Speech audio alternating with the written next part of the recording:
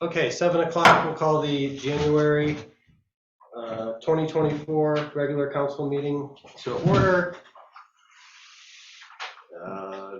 Approval of the council meeting minutes from December 7th. They were in the meeting packet. Did anybody have any corrections? I shared a couple of really minor things with Joni, and she's already made the corrections. Move to approve the minutes from December 7th. Second. Go ahead. All right, moved by Barb, supported by Laura, to approve the minutes. All in favor, say aye. Aye. Opposed? Okay, passes. Next up, we have approval of the agenda, amendments, additions. Does anyone have any additions to the agenda? Okay. Move to approve the agenda as presented. I'll second. All right, moved by Barb, supported by Laura again, to approve the agenda as presented. All in favor, say aye. Aye. Any opposed, nays? There are none. We'll move on to our first public comment. Oh, yeah, just in time. So again, if anyone would like to make a public comment, 5 minutes. And yep, I see Alan's got his hand up right away. So go, Alan, go ahead. Okay. Oh, you can hear me, right? Very well. Can you hear us? Okay, I see on the agenda that you're going to be discussing Housing North contract. And I would like to suggest that you do not go into a contract with them. I think the village and the township and all of us residents know what we need. The only way we're going to get inexpensive housing is to subsidize it. Just look at what's going on in the village right now with building. I really don't think you need to spend money on Housing North. I think we can solve the problem locally. Thank you. Thanks, Alan. Anyone else? Campbell, 201 North High Street. I was just curious, I hadn't heard anything about it in a while, and I think you call it the Fairway Development. Where we are with that, I know we had the rate increase approved, 8% per year for 4 years. And there's the other side of that is the REUs, you know, how you assign an REU for a business or a house. And I guess that has not been touched or thought of to evaluate at all. In the past, there was some thought that that could be used, you know, if somebody builds an in-laws apartment, I don't know what the status is, maybe they get added another REU and it does not, and it prevents them from doing it. Maybe if you didn't, they'd have more workforce housing or some kind of housing there, you know, that would be useful. Because I'm not sure how you're gonna get that Fairway Development in there because they're gonna need a break on the sewer and raising these rates for everybody. I don't know how you balance that unless, you know what I'm saying? I guess, is the Fairway Development still ongoing or? This is public comment, not Okay, discussion. okay, that is my comment. I'd be happy to speak. Yeah, he can. Campbell after. Okay, thank you very much. Give you the. I appreciate that, thanks, Jim. Absolutely. All set? Anyone else in Zoom? Yes, Barbara McCann, Leelanau Township. My comments are twofold. First of all, I'm looking at the Dropbox today, the amount of work that the Planning Commission has done over the last couple of years has been extraordinary and really well presented in that. I commend that committee, and I know their work is ongoing. Secondly, as the vice chair of the Community Foundation, I encourage council members and community members who have not already done so to take a look at the foundation website. As you're aware, the foundation contracted for a housing survey, and the results of that survey are there. And as you consider your proposal with Housing North, the foundation has also been supporting them. We know there's a need for housing, but Housing North has the resources to set Northport in the right direction for actually being able to take action on that. Thank you very much. Thank you. Anyone else?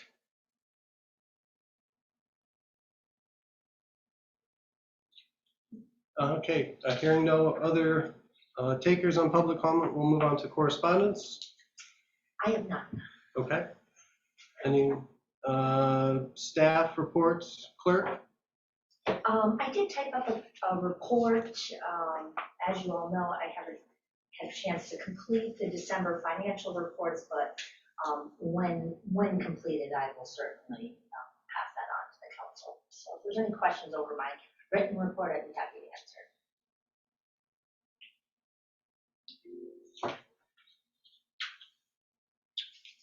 All set there? Okay.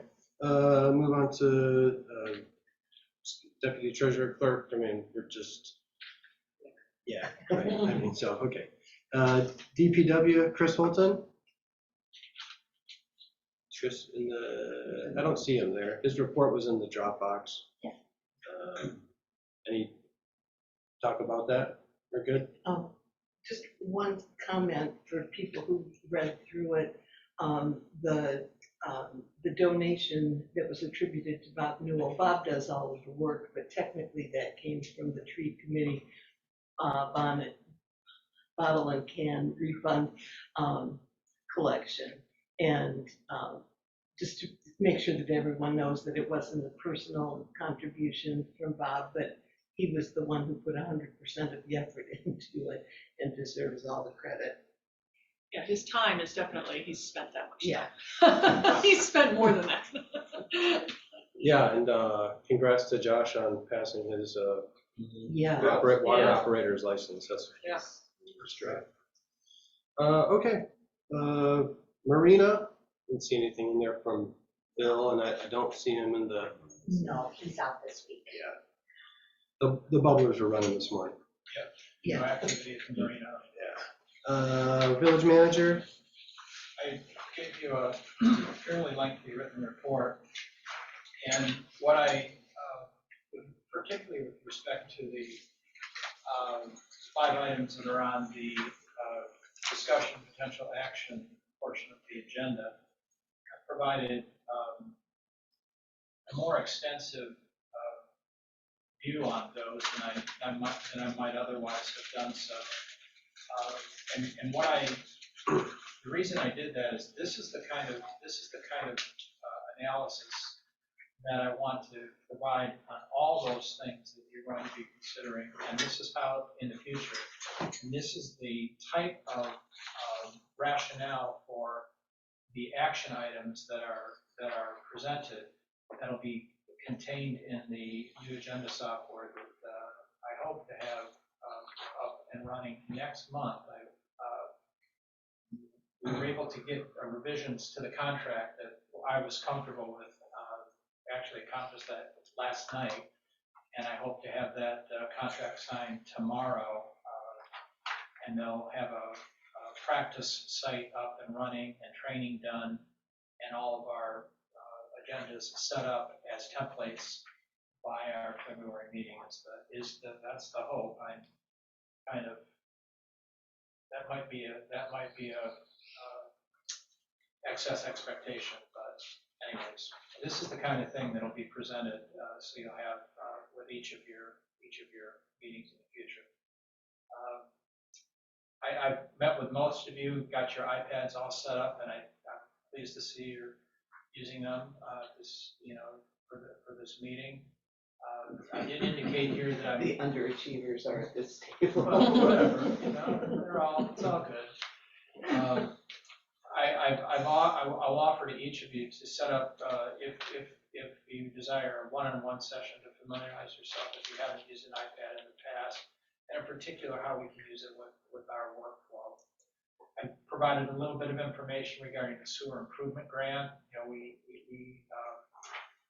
last month we reported on the fact that we had the grant to to produce that grant. Well, we were able to submit it in a timely fashion, and we've asked for a total of $454,387, and that is intended to primarily fund the first year of the NLTUA 5-year capital improvement program. It's really detailed in greater detail in the rate study and the capital improvement program prepared by the Jacobs Company.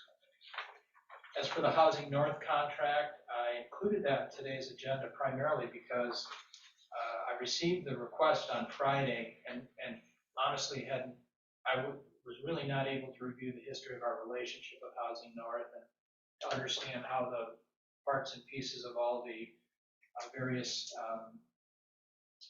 nonprofit organizations that do housing work in Leelanau County fit together. As I said, I've included the material for your review and would really suggest deferring this issue until we can schedule a presentation by Housing North, perhaps at the next meeting of Village Council, unless you would be prepared to act today. The next item is the Medicare health reimbursement arrangement, and I've discussed this several times with the Village Council as well as with the Finance and Employment Committees. Essentially, it's a process where I know there's myself included, perhaps at least one other employee, that as Medicare eligible employees, it's cost ineffective for us to use the small group insurance program that all the other employees are on. I've had significant discussions with Dottie Brown, the village's insurance consultant, and it would cost for just dual, not family, but even dual coverage for someone at my age, well over $2,000 per month. That compares to about $1,275 per month on average for pre-65-year aged employees. However, with a Medicare health reimbursement arrangement, we could actually reduce that to even below the average for our employees. Dottie Brown has suggested to me a Medicare gap program that would be approximately a dual program for about $740 per month total. So we could, by adopting that Medicare health reimbursement arrangement, which allows the village to deposit money that then reimburses a Medicare eligible employee for the costs that they incur providing Medicare coverage. It's kind of like the arrangement that we have with employees otherwise that are not Medicare employees, but it does so at a tax advantage basis. Without this program, you could pay that premium for me as you're contractually obligated to do under my contract with the village, but you would have to pay that as a pre-tax or a taxed benefit. So I'm recommending that you adopt what's called an HRA arrangement and approve a motion to permit me to take all the necessary actions and sign any documents necessary to put such an arrangement in place. The next item is the 7th Street property public hearing. I indicate in my report that such a public hearing is not legally required to sell village real estate.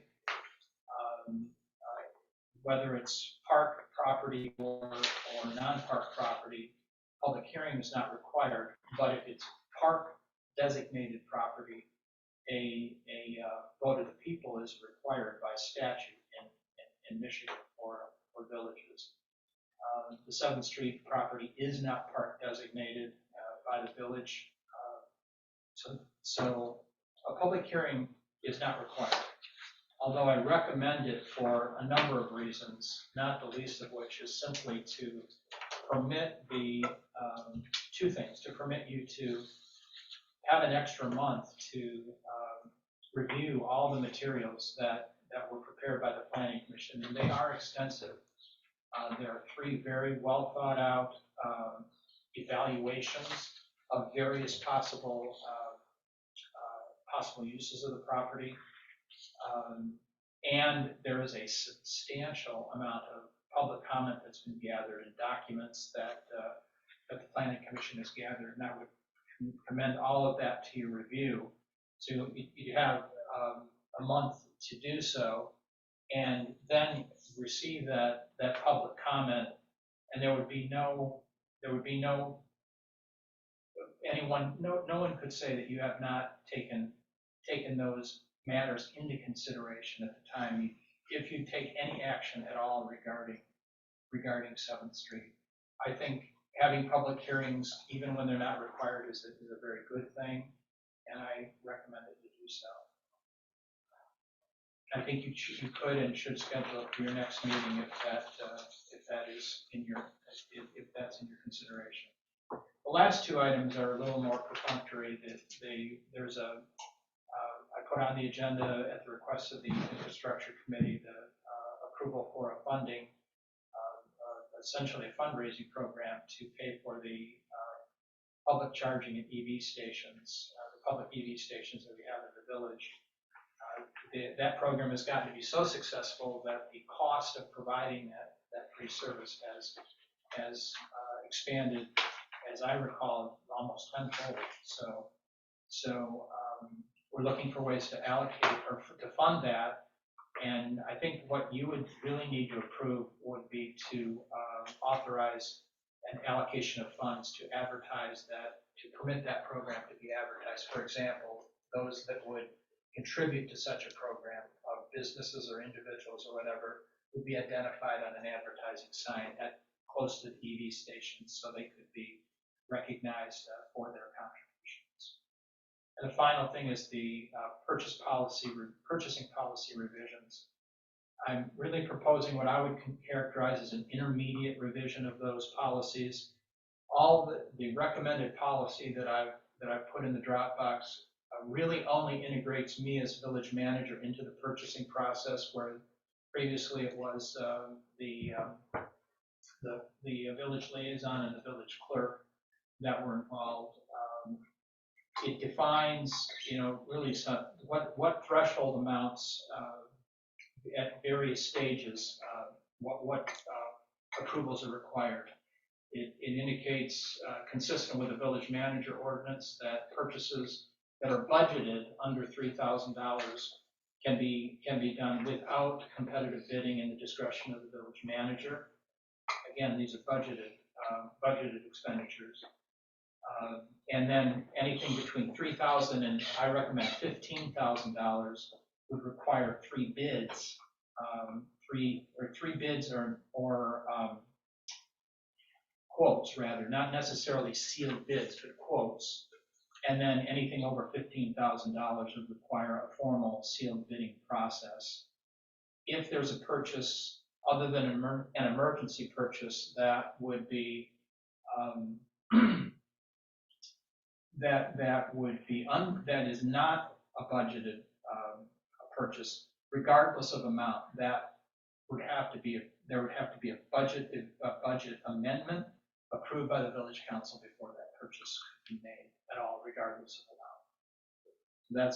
That's my recommendation, and I hope that you consider that favorably. Finally, as there were no land use permits submitted for review as zoning administrator during this reporting period, but I did receive a request for rezoning of the yard and lake property. That concludes my report. Thank you, Jim. Anybody have questions for the manager on his report? Yeah, I have a question. The request for rezoning was from which what? Excuse me? The request for It was made rezoning, by the owner of the property from the current residential zoning to the commercial residential. To C1. C1. So if they filed that, we'll have to schedule, or? Yes, it's been properly filed, and we'll be scheduling a public hearing and an evaluation of that.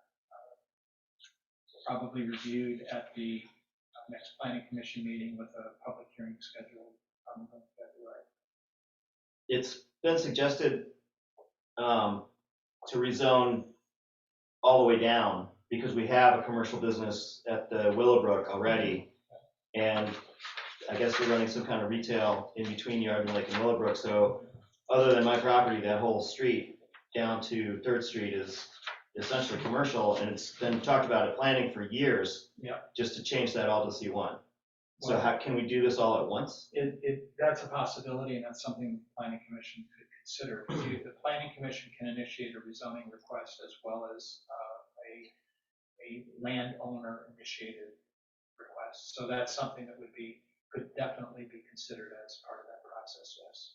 It's also something that has been discussed at planning a bunch, and it's something that we were looking at with the master plan, because that's when you do the future land use map, which Wade Trim told us, do it at the same time if that's what you're doing already, so. But, I mean, it doesn't have to be at the same time now that they've filed something, I'm just saying, like, it's. That kind of triggers a review at that, because of that request can definitely trigger a review of that entire street. Okay. Any other questions or comments? Anything from Jane or Hugh? Good? No? Okay. Let's see. Okay, we'll move on to committee reports, employee relations. My report was in the Dropbox. Any questions on that? Okay. Finance, Jane? Likewise, the minutes from the last meeting were included in the Dropbox, and anything relevant is already on the discussion potential action items, but if there are questions, I will be happy to try to answer them. All right, we'll take her. I have Oh, yeah. I don't know if this is in finance or not, but there was mention, I think, in Joni's report of petty cash. That's And in is the there any- purchasing policy that we're going to discuss. Oh, okay. Yeah, so I'll hold off. I just wonder if there was an amount of that. Yeah, actually, Yeah, it's a, go ahead. I'm sorry. People Keeps just keep coming happening. in here, this is a happening place tonight. The petty cash is identified on our monthly report and in the clerk treasurer report. It's $200, so. Yeah, and I recommend that in the revised purchasing policy, recommend that amount be established by the village council, and you could do that. I would recommend that be done at the time you adopt your budget. It could be done separately by policy, but I think it's better that it just be done at the time that you adopt your budget. All right. Infrastructure? So I apologize, my report isn't in the Dropbox, but I didn't realize that till I got here. But I will get it to be sure that Joni has it so she can get in there. Almost everything that I would discuss, that we discussed, is on the agenda already, or was in DPW. The only thing I think that wasn't is that we're continuing to look at CIP and working to get all of those. I mean, there's a vast amount of projects, infrastructure projects to look at and get prioritized, and figure out how we're scoring and working to see if we can make sure all committees are using the same criteria and pulling that all together. And we're going to keep working on that so that hopefully it's ready for finance and planning before, with them to have enough time to pull that together for the new budget cycle. And I really encourage the department heads and the committees to not take not to be thinking, that's so far in the future, that's so unlikely that we're ever going to do that. There's no point in putting it on the list. I think it deserves to be on the list. Maybe it's rated as a very low priority, but unless you have that list, there's no point in setting priorities. You've got to, the point I'm making is you've got to have low priorities in order to have high priorities. So we need to have all of that considered. Yep. And that's what we're working through, just trying to, because there's so many things and a bunch of them are important, and if they fail first, then they'll be more expensive. It's trying to be sure that it's prioritizing the projects that need it the most first. So, my goodness, Joey. Anything else for Laura? All right, thank you. Waterfront, No report from Waterfront? No, I didn't get to it. I had a bout with the flu. The one thing we did have, and Jim mentioned a little bit in his report, is a nice presentation from Bill Halstead on kayak and canoe launching. And I'm going to recommend that he does that presentation to the whole council in February. Oh, great. Okay, look forward to seeing that. I've been working with Phil on how to best, when to schedule that, how to best present it, how to, more importantly, how to get it funded. Sure. Because it's probably going to require some form of grant funding. And I'm personally looking at a DNR trust fund, DNR trust fund grant. Maybe we could lump the power pole there into the grant funding, or, clean up the beach and everything. Yeah. Well, that's actually on my mind as well, because if we're going to start a different or new activity at Hazerat Beach, or either of the beaches, I think we need to look at how they're being used now, in particular handicap access, because one of the aspects of this kayak canoe launch facility is it can be adapted to be handicap accessible. And honestly, I've seen those very same facilities used at in other locations, and they actually do drive people to come. They're very well used. So. All right. Okay. Parks and Trails. The report was in the Dropbox. So Yeah. I have one follow-up in discussing developing the area at 8th Street. The minutes reflect that public fundraising would likely be necessary, and the tree committee has discussed joining forces. They have been approved for a consumer's energy grant of $2,000. Up to 3,000. Up to 3,000. 15 to 20 trees, $3,000 a year. Oh, wow. And so working with Parks and Trails at dedicating some of the plantings to that area would make the planting easier, because it's in a concentrated area rather than scattered all over the village. And we make the purchase, the tree committee has funds to make the purchase, and then we're reimbursed. Okay. And that can be reapplied for each year. So there's an opportunity to do a lot of planting in that area, which will really enhance the looks of the approach to the. Yeah, what we're going for there, the idea is that, it'll probably long after our time, it'll look great. So they can get some decent, I mean, we're not talking about seedlings. Yeah. Can get some pretty decent sized trees. And if we have more funding, we could get bigger trees. Yeah. So you're hoping as the trees mature, so do we. All right, next up, we've got Planning Commission presentation of 7th Street evaluation. So we've got Nicole Auberry here back with us. We would like to invite her. Oh, yeah, Want me to yeah. sit in Susan's Sure, that way the place so- public who are watching can see who's walking us through this stuff. And for anyone out there in Zoom, these evaluations and everything are in the Dropbox. So if you want to access them, you can follow along. Absolutely. Get my pack together here. I got a print. Well, good evening. Thank you so much to the Village Council for hosting myself and representing the Planning Commission. This is, feels good to be here, talking about 7th Street and passing that along. First, though, I want to really, and it's been said already, but really thank the Planning Commission commissioners, the amount of time and energy and preparation and deliberation. It's really gratifying to work with such a crew like that. A special thank you to Laura for her efforts in formatting our work and painstakingly capturing all of the public comment in the addendum, 55 pages for your viewing pleasure. And then really, I also want to take a minute to thank the residents and several of you. I can only see, I can't read. I know a lot of our friends are, so many residents have been with us for this entire 2 years.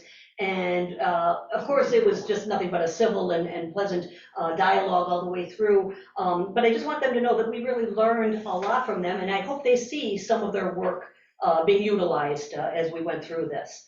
I split it into, I gave you a one-page document. Anyone who knows me knows I love my bullets and white space on a page. Unlike my friend next to me, I was saying, likes her narrative, but I'm a bullet gal. So what I did is try to break down this body of work into the timeline, the process, talk a little bit about the criteria that we use to consider each of the proposed use. And then there are a few items that I listed at the bottom as unresolved concerns. And these are items that, as I said, we worked wonderfully and got such great feedback from the public. But when all was said and done, here we are at the end of what really, even though it's closer to chronologically 2 years, it's about 17 months worth of work or so. There were a few items at the end that we really didn't see eye to eye on, and so I'll just touch on those, and I want to make sure the Village Council is aware of those, what our response has been to the public, and you may take that in a different direction or whatever. I'm not going to read this to you. You're all good readers, I know, but just I do have some highlights that I want to touch on along the way. Timeline, this began in 2022 with a charge from the Village Council. I will say that we did modify that charge, which is initially, and I guess I should read that, initially the charge, which is right here. The original charge to make a recommendation for use of the 7th Street property currently owned by the village. After a thorough review of available information, the goal will be to bring forward a potential plan or plans for use that are in keeping with our master plan and current zoning ordinances. That was the charge in February. Right away, we heard from residents that highlighted, wait, you're missing anything having to do with the environment. So we reframed the charge to include that it will forward a potential plan or plans that are in keeping with the master plan, environmental regulations, and current zoning ordinances. So that began our work in January of 2022, reviewed everything. Just want to highlight, I did note that we did receive counsel and additional information from Ross Hammersley, our village attorney, and that came in a couple of ways, and these documents are all in the 7th Street document folder, Dropbox, as well as tonight's Village Council meeting packet. In fact, I should have highlighted that you received a 1-page with the timeline process. The second page, and again, these are available in both of those Dropboxes, is a list of 22 documents that are in the Dropbox, all of which were reviewed and whatnot. And so what I was about to refer to with Ross, there's an email in March of 22 where he addressed the deed and the legal ability of the village and where we stand with that. He also attended our June 22 meeting, and we discussed a memo, and a real important one that I think you want to pay attention to as a village council is the 6/15/2022 memo. I believe it's number 16 on the list. You might want to circle. The reason I state that is he actually, well, most of these documents and reports have to do with things we've reviewed in the past. He actually addressed a couple of items for you to consider moving forward. Things like liability implications, indemnification, brownfield redevelopment. But so anyway, I just want to highlight that we have been, or we're in contact and work with our attorney. We moved through the process of developing the tool. We touched base back in January of 2023 with the Village Council.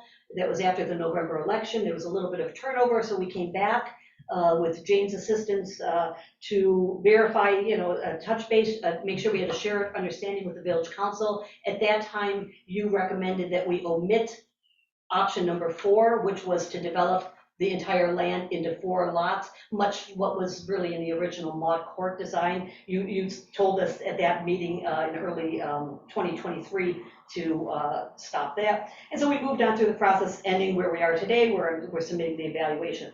to talk about the process a little, as you can, obviously reviewed and verified, and to even digest all those reports. And, it's not as fun standing there and handing you a list. It would have been nice.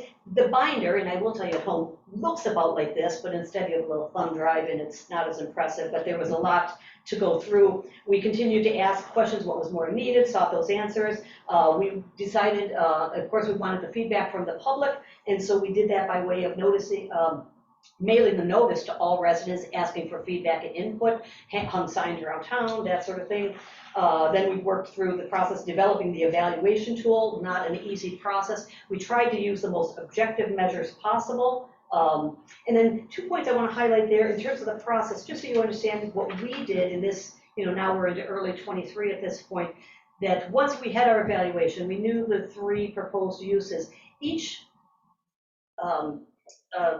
planning commissioner went through individually on our own and filled out an evaluation. Then we came back together, and now you can imagine what the deliberation conversation takes 6 people, and we start again with a blank document and put all of our thoughts together, and that's where we ended up with the collective, we developed and compiled evaluation. Again, we are now here at January 4th with the presentation. Village Council, we recommend obviously to make the next steps, and Jim already had that in his report earlier. Our recommendation would be to hold a public hearing as well. The criteria, you can see the criteria that we considered for each of the proposed uses, things that are in existence and that we took a look at. The last item there isn't necessarily a criteria considered, but just so you know that each of the 3 evaluations, we did compile a list of possible variations for each use, and so that was also part of consideration. As I said, there were three unresolved concerns, if you will. Like I said, it was just nothing but civil conversation. Are we okay? Well, it says confirm your speaking language Korean. No, Yeah. switch it to, Oh, can I just say cancel? yeah. Yeah. Okay. Okay. It's like my dad is here with me saying, Nicole, slow down. Oh, you're not too fast. Oh, God rest his soul. Okay, so for those of you speaking English, I'm hoping that you hear me in English. So again, back to these 3 unresolved concerns, if you will. Like I said, the conversation, and I hope the public felt the same way, that this was just civil discourse and whatnot, but there were a few areas that we didn't come to complete agreement. One was a repeated, and maybe you'll hear it here again tonight, interest in us having additional environmental study. 2 main points on that. It really was the feeling of the group from early on that we had ample evidence providing the reports available, as well as the input from some really educated residents who helped us through this to recognize the environmental sensitivity of the area. So I think in all of our minds, we recognize from what we read at whatever level we understood, and we all talked about some of that stuff, the geotechnical, very, very technical, but every one of us said the same, my understanding that it is definitely an environmentally sensitive area. The other One thing Oh, on absolutely, the please. environmental study, also until the council decides how to proceed, we may not need to do environmental studies, and we would not want to commit village resources to something that's unnecessary. I could possibly address that right now. I've reviewed there were really 4 major studies that were done. There was a phase 1 environmental study, a phase 2, a geotechnical survey, and a wetland delineation. Those are the typical 4 studies that are done prior to any development if you're doing proper due diligence. So those have been completed. But I think the point that you're making is absolutely correct.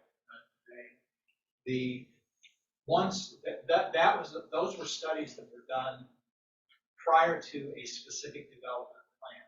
Once you have a specific development plan, that changes the situation on all 4 of those studies. And they need to, those 4 issues need to be taken into consideration. So in all likelihood, if there is any development, absolutely there'll be additional studies like that. And they're now, those studies that were done are now stale and would have to be updated.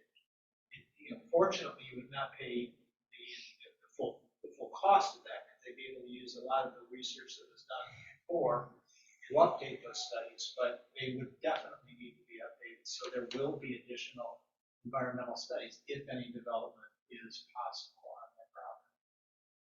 And that exactly articulates what we talked about, and that was my second point, is exactly what the two of you said. Finances were certainly a consideration, and if you look at that, again, I'll highlight that Ross Hammersley memo of June 15th, 2022. He states also that these would need to be redone, that the state typically looks at anything over 3 years for wetland delineation as not being reliable. And so that was another reason why we thought we had what we needed at that point. Second area of unresolved concerns, if you will, and that was a back and forth many times of folks wanting us to make a single recommendation or rank order our options. Again, and you heard me start with, from the start, our charge was to bring forward a potential plan or plans. So that was always in the charge, that it may be more than one thing. A second note, reason why we went in a different direction, it was mentioned many times that we know more about this than anyone else, and so we should be really best suited to make the recommendation. Well, I would agree. What's in the Dropbox in those 22 documents, at this point, we probably do know that better than anyone else. But what we don't have as planning commissioners, as opposed to trustees, are further information about finances. I think that's going to be a huge consideration in the decision you have ahead of you, as well as things as nebulous as the feelings about the deed reversal. You know, we did our due diligence to make sure that all the I's were dotted, T's were crossed, it's all legal. Now, that is a decision, I think the village council, if you hear feedback, was that the right decision to make that move? But again, we looked at it from more of a legal standpoint. The other reason we didn't make a single recommendation is that we approached this entire project as a group, as an advisory board of the village council. And it seems now, you know, we've come to this point, we've got our 5 evaluations, everyone has completely agreed. For us to now take time for the planning commission to come up with a single recommendation or rank order doesn't seem to make a lot of sense when we aren't the decision makers. Again, we approach this as objectively as possible as a group. One of the things that I have done and I'll continue to do is encourage any planning commission member who wishes to share their personal recommendation with the village council, whether in public comment or in written correspondence. And I'll just say, I will probably do that. In fact, I know I'll submit something as a resident as opposed to the planning commission. And lastly, and I'm hoping they'll recognize this as not certainly any, well, betrayal seems like a very dramatic word, but us changing things midstream, and that is the change in the timing of the public hearing. They're right that our initial thinking of this process, we did expect that we'd come up with final evaluation and then we'd do this public hearing. Well, at this point, again, it's not really the planning commissioners who need to hear this, it would be the village council. And you just can't help but see the summary in the 55 pages done by Laura. So that is something, and I know Jim again has already addressed that.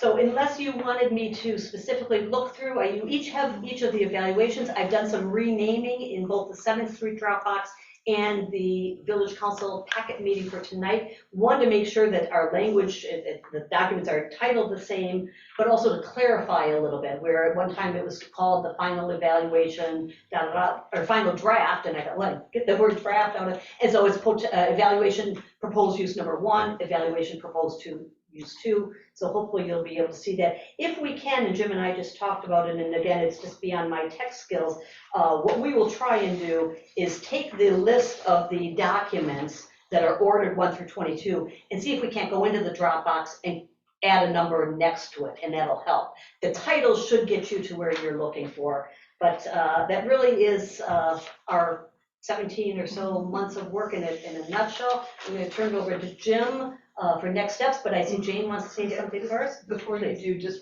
one thing that I'd like to add that we've discussed at the Planning Commission. The planning commissioners are responsible, we represent the land of the village, and the trustees represent the citizens.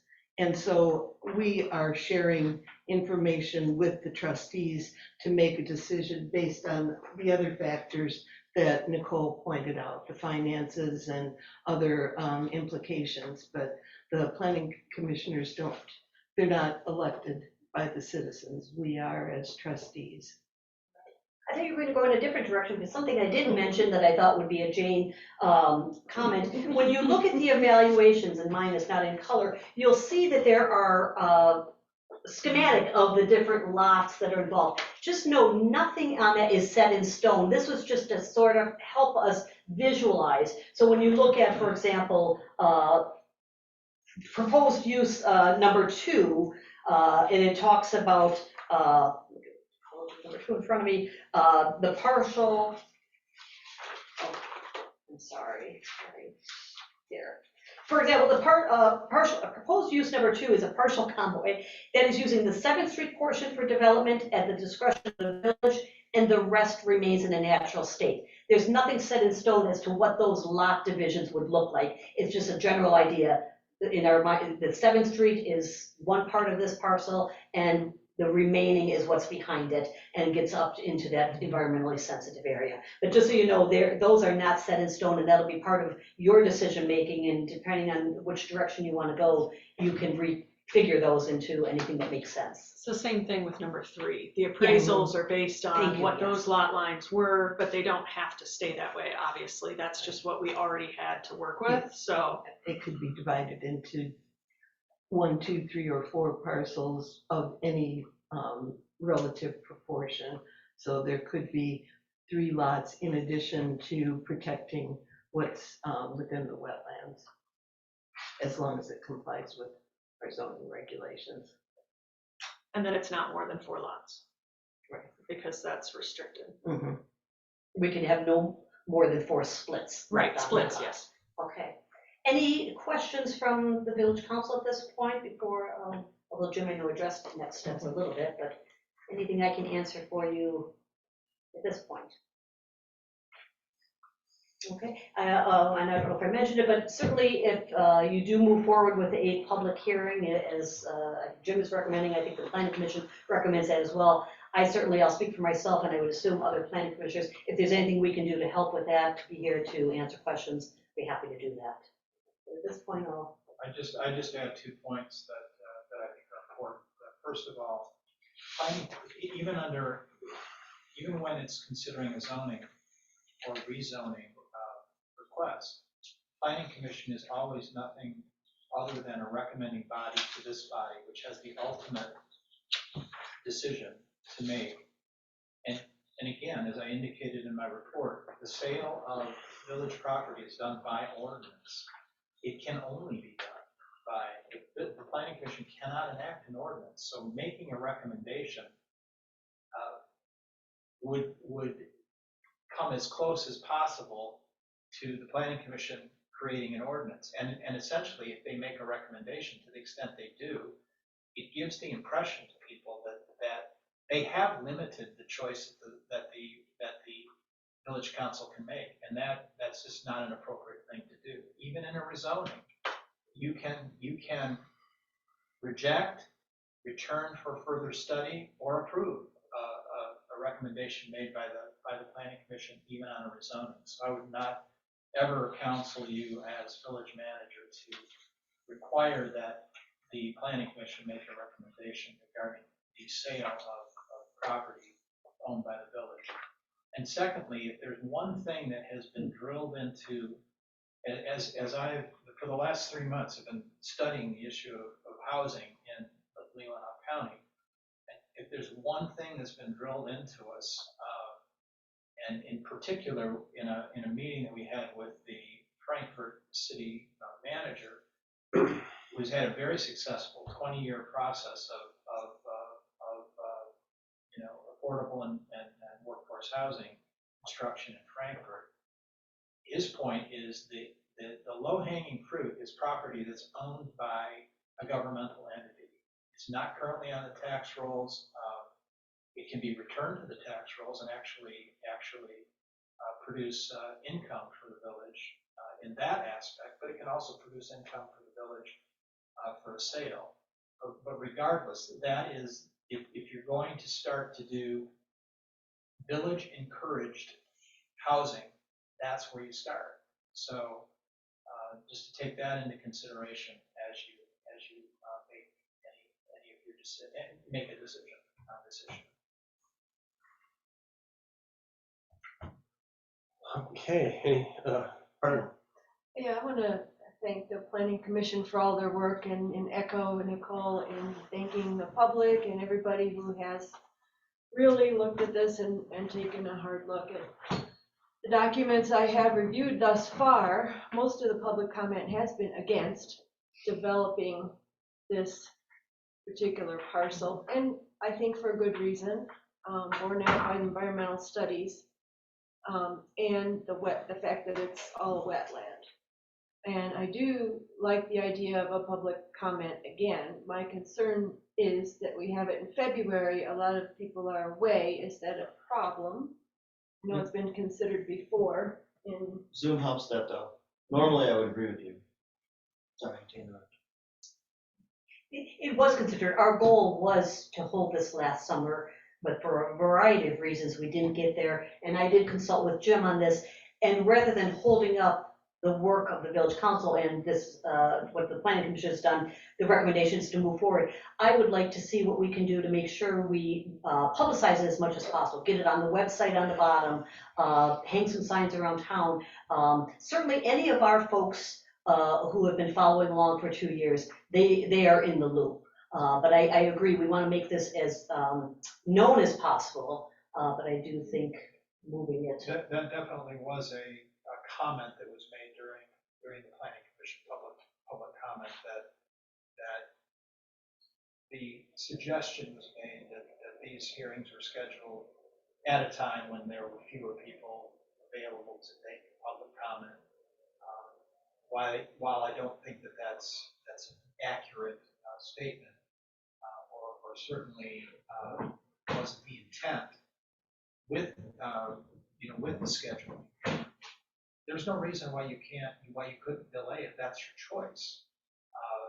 But there's also no reason that you can't proceed if that's your choice either. So, I think that would be an inappropriate consideration to say this is something that's been dusted under the rug to prohibit public comment. I think that would be a totally inaccurate evaluation. I just want to respond to that. I think that makes sense, given that you have 50-some pages of public comment at the moment. And I think that we, as a village, have dealt with 7th Street for a very long time. It would be nice to decide something about it. What we decide is the issue. So, I can make another suggestion too. There have been several individuals that are really the more prominent opposition to this, to any development on that parcel. And when you do a public hearing, you can also structure that in a way that would provide additional time for them to present a case, if you will, or against development if that's what they see fit to do, and a public hearing can be structured that way. So I would certainly consider that if that's how you would want to proceed. But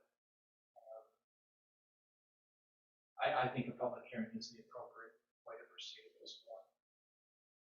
I have something quick. I just wanted to respond to Barb too. I agree that a public hearing, I've sat through all of it and I definitely want to see a public hearing happen. I also have read every single thing that is in the Dropbox more than once. And I would very much support what you said. I would say 95% is against development in the area. And then I would also add that may not be as transparent unless you read the whole thing, is that of that final 5 to 10%, some of those people were for option number 4, which was removed. And once it was removed, they came to the meetings and they said that they were now for option number one, and they wanted it beautified, naturalized, because they didn't want it to continue being a parking lot. So it isn't even, some of the people that were against didn't stay that way once number 4 was removed as a choice, so. And those are all included, it's just you have to read them all to find that out. Oh, I did. Yeah.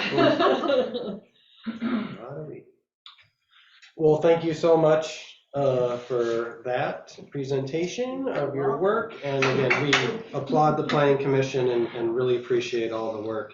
I'm actually looking forward to like talking about it again for the first time in a while. And I'll provide just one little final bit of commentary or advice, and coming from 35 years of doing public land use decision-making. There is never a situation where there's a majority of people in favor of development. It never happens. It's always, the people that come out to discuss it are always the people that are opposing something like that. And I think as elected officials, you need to take that into consideration as you make your decision. That's not suggesting that those that oppose a development are wrong in any sense, but it's just, it is not a normal reaction to come out to a public meeting and say, yeah, I support that factory going here. I support that development of this environmentally sensitive property. That just doesn't happen. And you have to take that into consideration as You're kind of undercutting the argument for having the public hearing in that case. no, I think I still think you need to hear it. I'm ready to vote. I mean, this has just been going on for a long time, and I think there have been meetings that were so well attended on this that it was overwhelming. Probably there have been meetings that were so well attended, the attendance was larger than what we're going to get when we do hold the public hearing. We had 27 people on Zoom on a Wednesday morning in a finance committee meeting, 10:30 in the morning, and this was when the tide turned.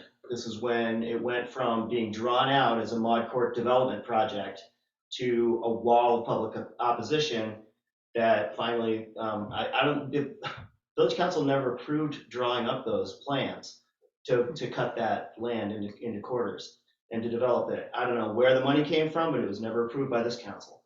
And so a lot of that, you're saying there was a lot of time for public comment. Well, a lot of this was happening at 10:30 on Wednesday mornings in finance committee meetings, and the council was never involved as a whole. Yeah. And once the public found out, that's when it hit the fan. And so now people know, but I think it's been going on now for 3 years. We can have another public hearing, but I already know who's going to speak and what they're going to say. And I think we can move past it, but if you want if you want total transparency, let's go ahead. That's what we want. Yeah. I mean, I shouldn't say that's what we want. I'm not speaking for everybody, but that's what we've talked about is transparency. And, maybe not all these people have attended some of those meetings and heard everything. So I would like to just point out that the finance committee advises and recommends to the council, and the council takes the vote and approves expenditures, and all of that is recorded. Who expended? Well, I just don't know who It's- approved the I think we expenditure need of that plan that was drawn up. Somebody paid for it. It never went through this. It was never voted on. I think we need to look forward. I would be. I feel the same. One last thing to take into consideration, of course, is the fact that you're talking about public hearings. I hope most of the people are on Zoom because this facility here only, I think it allows 26 people in here. And with 9 of them already being here for council members and staff, it's not going to leave a whole lot of room, and I would imagine this place is going to be packed. And it's time to start enforcing that. So We could move the hearing to the bigger place. But then it can't be on Zoom because it's Right. not set up there. I think that's one of the advantages of Zooms because people are saying, oh, we always have these, public hearing. We're going to have it at a time when nobody's here. Well, nobody really wants to take a Thursday evening on a beautiful July night and come to one of these. And so I think the chances of them tuning in on Zoom in February is a lot higher than them actually sacrificing a vacation evening with their families. You're right. So I don't think the timing anymore matters. I think it was an issue before. And I would also remind you that one of the good reasons for a public hearing is not just, and of course this happens when you vote as well, but you can be articulating the reasons why you make a decision that you're making in a hearing like that, and it's more, that kind of hearing is more conducive to that sort of thing, I think, as well. You can communicate directly. It's a two-way process, or should be. All right. We kind of jumped around a little bit there and talked about some discussion C stuff, but I guess we'll wrap up our board reports here and we can move to our potential action items. Anything from planning commission? The minutes are in the Dropbox packet, and if there's anything to add, obviously one of the big points of discussion was moving the 7th Street project here, and next month we can look forward to the amended zoning ordinance. All right, great. NLTUA, pretty light meeting. We're looking at a new auditing firm. We've got 2 potential candidates. We looked at the draft budget for the upcoming fiscal year, and we did the rules and regulations and articles of incorporation for NLTUA. Give the NLTUA the authority to set the sewer rate. So the township's no vote doesn't mean anything. Other than that, we can answer any questions. Yeah.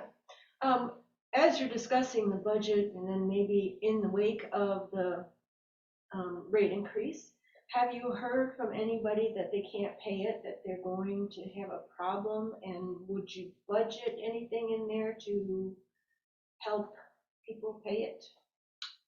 I have not heard from anybody personally about that situation. And that would be something we'd have to talk as a, I don't know what we would do there. I think we'd have to talk about it. I would indicate we have had one inquiry about that, but the inquiry was to get information regarding the person's obligations so they could proceed to receive a public assistance that applied to them. So we are seeing that. At least one instance that I can report about that. I know many of the other utilities around will have a fund for people who can't afford their water or can't afford their electricity or something. So just something to keep in mind if this becomes, especially if it continues 8% on top of 8% on top of 8%, you may see more of it. All right. That's something we should look at. Yeah. But money has to come from somewhere. Raising the rates on people who can't afford it, so, you know. Raise it Right. to 10%. Yeah, it's just like you're loaning it to us, we'll give it back to you. And It's still something we should think about. Yeah. Oh, I hadn't even agree. thought about that, so I didn't that's a either. good point. Yeah, I actually wrote it down, so that means something. Yeah, I think Caught me flat-footed. finding out what assistance Leland Christian Neighbors already provides, so if we're not funding, we could make appropriate referrals or intelligent. Sure, or if referrals. they need any type of, hey, it's real. Or does it have to be the NLTUA that does it? Can the village have a fund for village residents? It could be either or both. They're actually, I'm aware of at least one public utility that actually charges its customers I don't know what they call it, but it's essentially that charge creates a fund to pay for those that can't pay for the utility. That would be, I assume, as unpopular a suggestion as a 0% rate increase, but it's still. Well, I was it's just still in thinking that if NLTUA doesn't have the money or a way to set up that fund, if it doesn't preclude us from doing the same thing at village, maybe. Well, if we're successful in the sewer capital improvement grant, there might be a way to, to shift some money and make such a fund available. It's the kind of thing, if you're going to do it, you need to commit to do it in times of no need, so you build up a fund balance. So it's something that it would be nice that it had been done 5-10 years ago. Such as Right. Okay. Discussion, potential action items. A, we've got consider a Housing North partnership contract. As Jim mentioned, that was in the Dropbox earlier. Does anybody? So I went back and the village did commit to funding a position for $1,000 for each of 3 years. And that was just in May of '22. That's what I thought. And, but I haven't had time to ask, to look back and see if we have fulfilled that commitment. I know we budgeted for it, but whether we actually have been making payments. But I think that we need to have time to look back at the current contract, and if my dates are correct, we wouldn't be ready to either renegotiate or renew a contract for another year at least. Yeah, that was my recollection too, and I know when we were looking at the budget, it was one of the ones that I wanted to talk about, like not doing anymore, or at least at that level. And so I'm pretty sure it was paid, because it has been being paid, because when it was in the At least budget. one bill. Yeah, because I know it was on the budget as like previous year 1,000, Yeah, projected next year 1,000, and that's why I wanted to talk about it. But we still agreed I mean, it's in the budget for 1,000, so. And consistent with my report, I also would prefer, if we were going to enter into a different agreement, than if we do it as part of our, what will be our four-month amendment to our existing budget, and that it not occurring until sometime in April, if at all. So that's the other reason I think deferring a decision on this would be appropriate. Yeah, today I'm hearing that you had put in $1,000 in 2022. What did we get for it? I think we need to look at that. I agree. I don't know what this indemnity business is in the contract. I'm not quite sure what lethal things we're asking someone to do. So, Jim, take a look at that. I don't know what that means. I have, and I'm surprised that it's in there, to be honest. But Yeah. It's a very typical boilerplate provision of a service contract. Well, yeah, but, and the other thing I would want to look into is who is this funding? Because the county has hired somebody. Is that what our 1,000 went to? the county contributed. Right. Along with the various municipalities, the community Exactly. foundation. Yeah. There was an overall, and we paid proportionately into the contract. The individual who was our housing advocate, that position is vacant right now. But I think that Jim's idea of maybe having a presentation from Housing North on, in addition to having a Leelanau County advocate to outline, they've done another number of educational programs. They've advocated at the state level for some of the recent legislative changes that allow for affordable housing districts, and so making it easier for communities to build. But I think that we need to hear from them and whether we see the value in it as a community. Yeah, I would totally agree with that, but what I was hoping for is we would get somebody to help us get started on that. And I think Individually. that I would mean, for be a good- 5,000 a year, that's a lot. It would be a good question to ask is what will our $5,000, if that's what you're And proposing? if, for example, the money was intended to be used for broader advocacy, that would be something that I would recommend supporting, rather than acting as I mean, the comment was made tonight, we can solve this problem locally. I'm not sure we can. I think we can address it locally, but some of the things that we need are really solutions that are going to come in Lansing, frankly. And if they're going to do that sort of thing, $5,000 to do that kind of advocacy would be well spent. But if it's just to fund a position to field questions as we have them, I'm not too excited about that, to be honest.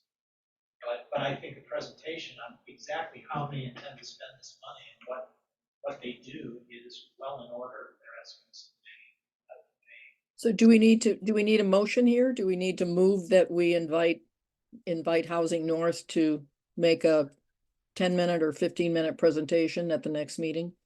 I think the appropriate thing to do at this point would be to table it and direct the village manager to ask for such a presentation. That's how I would handle it. Well, and like you said, have a legal advocate too, maybe. Did they come last time? They were on Zoom and she didn't really have a presentation. It was, Housing North was really just getting going. Yeah, they Yeah. didn't have a person Okay. yet. They didn't know how much money they wanted. Okay. They just And- wanted to see if communities, it was like the In favor, second yeah. person they'd asked, Yeah, meeting they'd gone to, And- like, and again, I tried to go back and I think that the original request at that time was for $5,000 a year.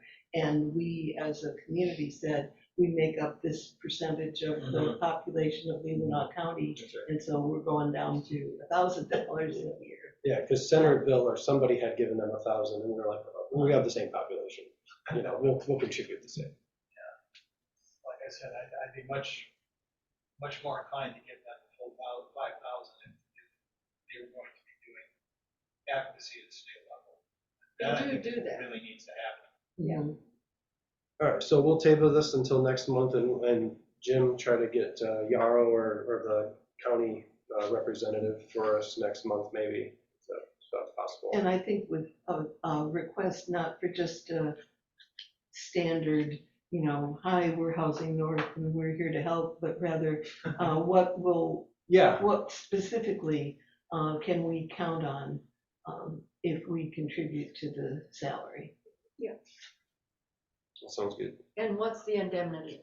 I can explain Deal with that. that We're one. actually going to actually become serious about signing such an agreement. All right, next up is consider establishing a medical health reimbursement arrangement. And that, again, was in the packet.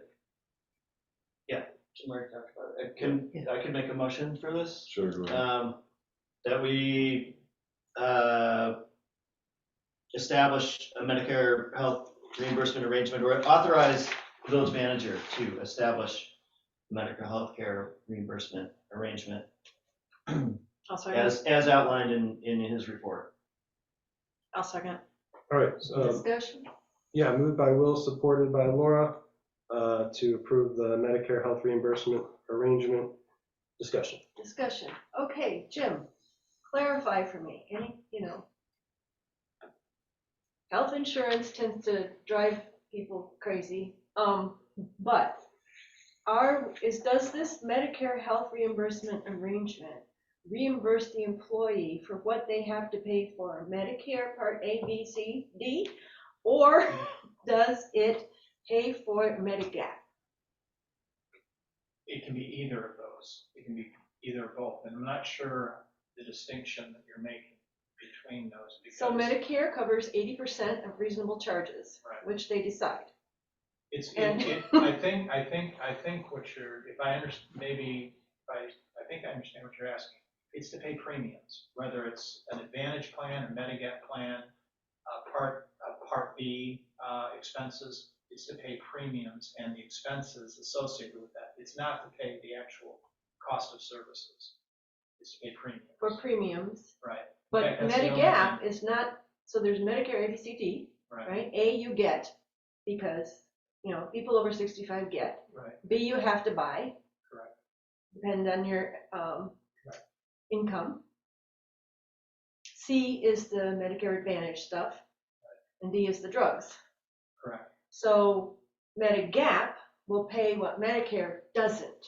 And you pay a premium for that. You do pay premiums. Yeah, and the amount that I indicated, the $740 per month, would pay is an estimate for reimbursing Part B, the purchase of a Medigap plan, and a plan and a Part B prescription plan. But not Medigap. No, it is a Medigap premium. No, you just said it was for Part B and D. Part B. And- It's That's all not the and- Medicare and premiums. all those All things. three of All those So those he's saying it's all of Three them. of those things. Yeah, And It's the just covering estimate was three things. approximately $740 for dual coverage for that. And not taxable to And the make it- village or the it's, beneficiary. Well, the village doesn't get taxed. Right. The village doesn't pay Okay. taxes, so it doesn't get taxed, but it's, It's pre-tax for you the, could Yeah. do, you could do this without a Medigap plan, but take me, for example, that $740 assumes a premium for, dual premium for me and my wife. Okay. You could pay, I could get that plan, and then you could reimburse me for it, $740 every month. But I would have to pay taxes on that payment, which would effectively reduce the value of that to me, and particularly compared to other employees. Whether it's me or some other employee really doesn't matter. You would end up treating that employee differently than you would be treating other employees by providing a taxed right. benefit versus an untaxed benefit. All this does is allow you to provide an untaxed benefit. Okay. That's what it is. And I believe it was, I think it was a $600 startup fee and then $400 a year for that. And so the village pays for each employee for whom this is relevant? who No, opts into it pays, yes, it pays the premiums and it pays to create the plan But it- and to maintain it. Okay, but it's cheaper than if Far cheaper. Yeah, if we would use the village insurance as the Medigap. Right, because right now you're contractually obligated to pay a $2,000 per month premium for me. Mhm. And, and why would you do that when you can get it for $740 a month? That's Right. really what it boils down to. Right. Do we have any other employees over 65? I think we have one that's close, I think one. another that's close, one that's One. close. So could we apply that to them too, or? Absolutely. In fact, you have to apply it to them. yeah. You have to apply it to them because. You're gonna have two. Thank You're not there yet. you. So, any. No, Dave Tompkins is coming up on. Yes, they Well, can. yeah, so I was thinking one That's in what we addition said, to one Jim. other one. Oh, Yeah. sorry. Yeah. Almost there, Chris. Any kind of employee benefit plan like this has to be provided universally. Right. Yeah, Yeah, to anybody that it applies to. You can't say it's only the village manager, only this employee can do that. right, so we'll have a plan for under 65 and, Yes, basically. A second that's exactly- plan. And when people Available achieve for- 65, they can go to this one. Yep. Okay. they will go. Okay, so the motion was made by Will, supported by Barb to establish a, No, by or me. Laura, establish a Medicare health reimbursement arrangement, sorry. HRA. What's that? MHRA. MHRA.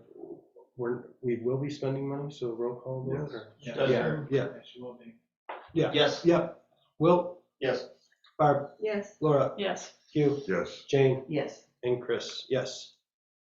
All right, motion passes. Next up is consider setting a public hearing concerning the 7th Street property. We kind of talked about this earlier. So I'll move that we ask our manager to set up a public hearing concerning the 7th Street property sometime in the next 2 months. support. I would only ask that it not be on the same night as village council meeting, not part of a regular village council meeting. It's because it's probably gonna run pretty long. Okay. And- I actually agree with that. Yeah, Because that could turn into a 3.5 hour meeting. Yeah, And I I wanted don't to like get it the, when we piggyback stuff. if we're gonna like do it, this. let's give it the It's- attention it A deserves. special meeting then is the, okay. Do you have a preference as to date, like we were to do it the third Thursday instead of the first? Would that be? Yeah, That third It's- week has a bunch of meetings. And it's also when the township Township meets. meets on the third Thursday. Third Tuesday, I thought. Tuesday. Tuesday, Oh, It's you're right. Tuesdays. You're right. second Tuesday. Tuesday. They're planning commission. I mean, Yeah. we can figure that out, like, Just, Do we'll the make sure doodle. that there's like a, doodle. Yeah, do doodle. yeah, It's the app that, Yeah. Yeah. pick your Schedules. dates. yeah, schedules all the dates. Yeah, Okay, we can do that. But, so, MDOT uses it, and Yeah. ever since I used it, I was like, this is amazing. It works. The only comment that I would make about that is this. Special meetings are often viewed as attempts to avoid the public. And you set it on a date when you're not right. So what you might want to do is have it scheduled on your next, village council meeting, but then have a special village council meeting to handle to business handle that we regular couldn't business. complete. A week later. Yes. Okay. Or to I'm fine with that. Okay. That works for me. Yeah, let's do that. And Okay. that way, people can, they know that this is the date that they can come to a village council meeting. We'll set it that way That and makes deal sense. with it that way. I like that. Okay. All right. And that will also give me the opportunity to convince you that a second or third, something other than the first Thursday of the month, because it's almost impossible to get the financials really done in a way that is useful for you by the first Thursday of the month when they close out, the week before. But that's for a later discussion. That's for a later discussion. We can change that. Yeah, Oh, yeah, absolutely. I don't think anybody's opposed, I mean, I'm not opposed to changing it. No. We have to, Anybody has a problem, change it to notice second or it. third. Oh, yeah, we'll have to notice it. So, all in favor of having the public hearing and having Jim schedule it in 2 months, say aye. Aye. Okay. Any opposed? Within 2 months. Yeah, within 2 months. Mhm. Nays? None. All right, motion passes. Next up is consider funding of public EV chargers by local fundraising. Almost read. Do we need to take action here? No? The only thing I think you might is that you don't need to authorize, the fundraising campaign. You may need to I think you do need to authorize the creation of the advertising sign. And, I would say not to exceed $700 or $1,000 or whatever it might be, just to give us some latitude to be able to create that sign. Do you know what we have left in the, that public, Printing and printing? publishing. No, what covers the visitor center? and- Oh, community promo? Yeah. Oh, we're getting down to the nitty gritty here. I can take a look at it, Well, yeah. I mean, we can authorize, Again, We've had all of our events. yeah. Right.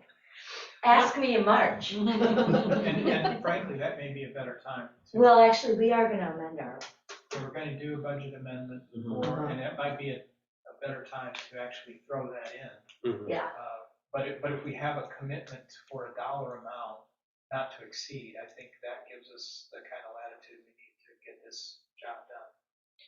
So the dollar amount would be not to, this would be for the advertising, Yes. just for the advertising of this Right. campaign. Sign. It's Right. creation of a sign that would acknowledge. Yeah, it would look something like this, is what we're thinking, where it would just have, this is what, I could have thrown it in the Dropbox, but it's of course, sorry. I'm like our letterhead? Yeah. No, like something like this, where it's just a sign that goes there and then has the different businesses all on it. Yeah.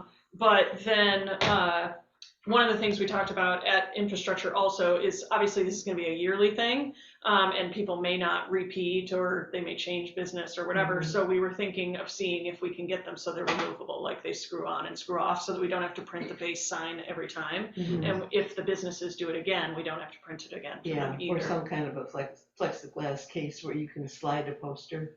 Possibly, Yeah, but I think, I but- mean, there Yeah. are options that Mhm. sounds like that you're drilling it have on a- and off, so. You have a potential target figure that we. Of what we're could trying to offer? raise, No, of what a sign like that might cost. we're working on getting bids. Will got me the contact, and because of the holidays, I suspect it's because of the holidays. I don't have a response yet, but I will soon. Why can't we make the meters? Make people pay for the meters? So we Another talked about, time we Yeah. charge yeah, it. so That's a good question. we talked about that at infrastructure for 2 months and trying to decide which way we wanted to go and what we wanted to do. Will did research on it to see if there was a way to add an upgrade to it. So do you want to talk? No, go ahead. Okay. It's just, it requires a dedicated internet line, is one thing. is part of the expense, and then if, Which would probably be more costly than to fund it for a period of time. If you have one of the fast chargers, that those are charged, there's a fee associated with those. Most of the stage 1 and 2 EV chargers are at no cost. So, So there's a charger at the marina, you have to put your credit card in. that was new and it was designed that And- way. yeah. Ours weren't that way, and so we Right. either would have to replace them or we've had to add the things to it. Yeah. Either Mhm. one of those options involve us having to get Wi-Fi there, or internet there, dedicated line, which is more expense. Mhm. And there are businesses willing to support. And I think it's actually quite a nice little potential benefit for people that are coming into Northport. Yeah, we see it as a draw to the village. And if we can, again, if we can fund the actual expense of the monthly expense of providing the EV juice by non-public funds, I think it's, the expense for the sign is minimal. Yeah, that- And what's the, like annual cost to supply the power? So right now it was $2,558.82 or something was last year's. Okay. And That's good advertising budget. yeah, so what we're shooting for is to raise $3,000 and 12 businesses at $250 each. And I think that we will be able to achieve that, but we talked about 310, but I think I've made a list of businesses just that I think we could reach out to, and I think that there's a good chance we'll get 12 out of that list. and then. And if we get more than that, I mean, it's going to, then it just helps us buffer and can help pay for the sign or whatever, so. So each year you'll be returning to the businesses, or are you asking for a 5-year commitment? No. I was Well, I said thinking, first year, 1 year, and then if it goes well, then we could eliminate some administrative hassle by going for multi-year. Okay. I think the first year though, we were thinking just 1 year for Yeah, now to get it done that's and what we going, talked about. yeah. Then I would move that we authorize the purchase of a promotional sign for the EV charging station in an amount not to exceed $1,000. Support. All right, moved by Jane, supported by Hugh to approve advertising sign for the EV chargers not to exceed $1,000. Which I My- think Do you is think very that's generous. enough, Will? I think we should go a little higher, but I also would like to see, before we spend the money, get some kind of at least verbal commitment from, before we build the sign, let's make sure we're gonna be able to sell the. Oh, yeah, I don't think, we spots. won't print the sign until we have the businesses in place. I also, I mean, one of the things, if we are gonna tie it into the budget, we need to figure out when people are paying and when that year is starting from, because I need to know the deadline when I'm reaching out to people.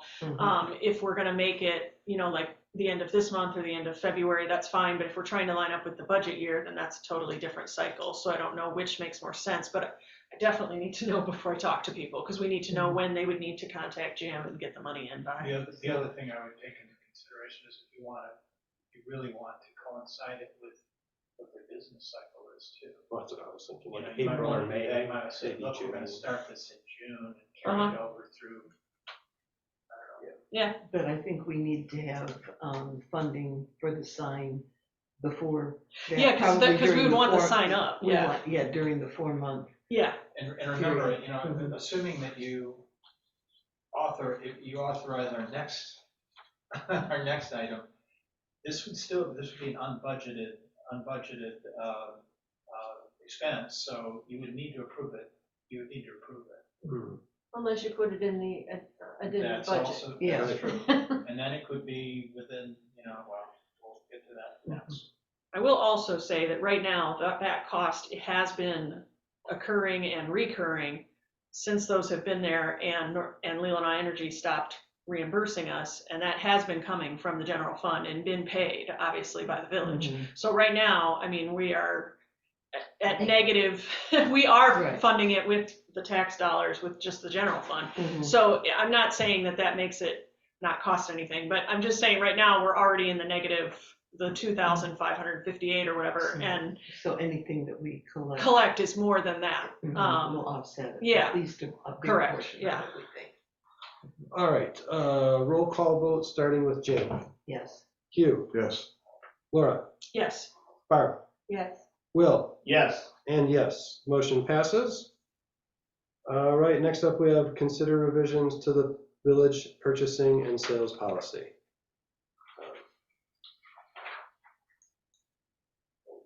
I'd like to move that we approve the revisions to the number 1 and 2 to the purchasing and sales policy.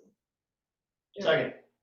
There are 2 things in there. Moved by Barb, supported by Will, to approve the updated purchase To be policy. clarified, there are 2 things in there, but one of them is Is actually red line? a red line of the original. So it's Okay. really only one item. All right, any discussion? Well, I'd just like to add one suggestion from a formatting standpoint is I would after petty cash purchases, have a header, competitive bidding, all caps underlined, and then outline the process for competitive bidding. It makes the numbering make sense. I can do that. And that is strictly formatting. It had I can nothing do to that. do with the, I think that this is an important step to get in place now, and it can be Yeah. tweaked and modified as we bring on the treasurer and understand the treasurer's role. And let me clarify too, when I say intermediate revision, I've reviewed the policies that you do have in place, and there's a number of things I think you need to, really additional policies you have. One in particular would be contract approval policy that addresses the, because there are plenty of times you enter into contracts that really don't involve money at all, but they can impact the budget. They may not involve the payment of money, but they can impact the budget. And there are processes and who can be authorized to do that sort of thing. And we've also talked about the approval of, the prepayment of, or the pre-signing and sending out of checks that are approved on the payment of bills. There are those that I think need to be paid, but there are those that can be held back and have, await your specific approval. And I think we need to establish a process for that. That's not addressed in this purchasing policy, but will be in a future iteration of what I would refer to as a contract approval or an obligation approval policy. This is something that's been under discussion at finance that as being really necessary rather than waiting for fully updated and amended. Okay. So again, motion was made by Barb, supported by Will, to approve the revisions to the purchasing policy as discussed. All in favor, say aye. Aye. All opposed, nay. All right, motion passes. Payment of the bills, just, Okay. yeah. Policy wasn't in play. Just teasing. All right, so. You will get a report on that later this month. No worries. Yeah. Okay, we have our next public comment. If anyone would like to make a public comment, you may unmute yourself, or if you can raise your hand with the Zoom app, that would be Christy great. Fisher's up there. Yeah, I see Christy Fisher's hand up first. Christy, if you want to. Hi, a couple things. Great work by the Planning Commission. As always, I'm so impressed with them. I'm very encouraged by the fact that you're going to have a public hearing for the 7th Street property. I have been sort of asleep at the wheel as far as paying attention to what was going on with that property, but I have been really active in all sorts of affordable housing things. So I will be at that meeting, and I will be in support of us not wasting an opportunity for some housing project. If you talk to anyone in the community besides the people that live on 7th Street that don't want this project. I think there is overwhelming data for affordable housing and the need. That survey that was mentioned earlier that the foundation helped put together, that shows all of the results of a lot of hard work. And I think that it also shows that the community is a little bit more ready for a housing project to go in. And I think we're really fortunate enough to have a possible space for that, and could save a lot of money and maybe entice somebody to help us with some housing issues. And then the Housing North, I think that if the council is serious about tackling housing issues in this area, Housing North is a no-brainer. The money that you would save, like just in time and research and having all this work done for you, would easily pay for that $5,000. So that would be a great investment. I've worked with Yarrow Brown for the last 2 years. She's amazing, and I think you should give her the opportunity to present to you, and I think you'll be just insanely impressed. Let's see. I think that's it. Thank you. Thanks, Christy. I see Fred is unmuted. Anyone else? Hello. Go ahead. There you go, Fred. I just tuned in. I've been watching this episode, I'm sorry to say, on 7th Street now for what, 3 years? And this has turned into quite a fiasco. Years ago, I made a comment about the proper procedures were taken care of to sell this property. And obviously those issues have been resolved because it's all documented. And I'm not, it isn't because I live next door, it's just that, you know, people, this has been drawn out now for 3 years. And it really troubles me that this has turned into quite a fiasco.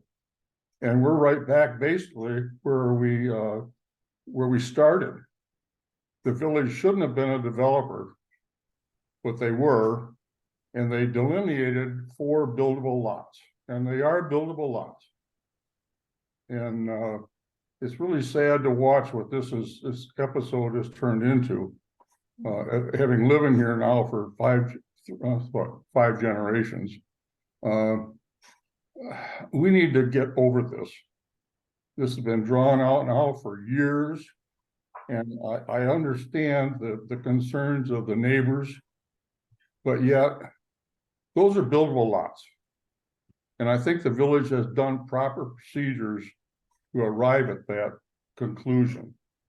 I don't know how long this is going to take, but it's costing us more money than it's worth. And we're missing valuable enhancements to this town for more building sites.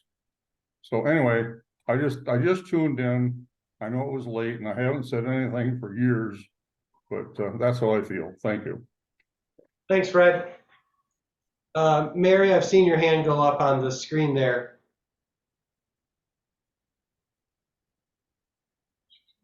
She's working on it.